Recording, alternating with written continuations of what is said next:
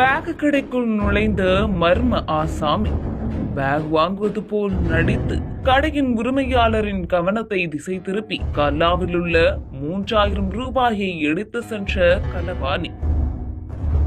திருப்பூர் பழைய பேருந்து நிலையம் அருகே ராஜஸ்தான் மாநிலத்தை சேர்ந்த ஈஸ்வரலால் என்பவர் பேக் மொத்த விற்பனை கடை நடத்தி வருகிறார். இவரது கடைக்கு பை வாங்குவது போல் சென்ற ஒருவர் ஈஸ்வரலாலை திசை திருப்பி கல்லாவில் இருந்த 3000 ரூபாய் பணத்தை எடுத்துவிட்டு எதுவும் வேண்டாம் என கூறிவிட்டு அங்கிருந்து தப்பி சென்றுள்ளார். இதனால் சந்தேகம் அடைந்த ஈஸ்வரால் உடனடியாக கல்லாப்பெட்டியை திறந்து பார்த்த போது பணம் திருடப்பட்டிருப்பதை கண்டு அதிர்ச்சி அடைந்தார். இது தொடர்பாக ஈஸ்வரலால் அளித்த புகாரின் அடிப்படையில் போலீசார் விசாரணை மேற்கொண்டு வருகின்றனர். இதனிடையே பை வாங்குவது போல் நடித்து கல்லாவிலிருந்து பணத்தை திருடி சென்ற நபரின் சிசிடிவி காட்சிகள் வெளியாகி அதிர்ச்சியை ஏற்படுத்தியுள்ளது.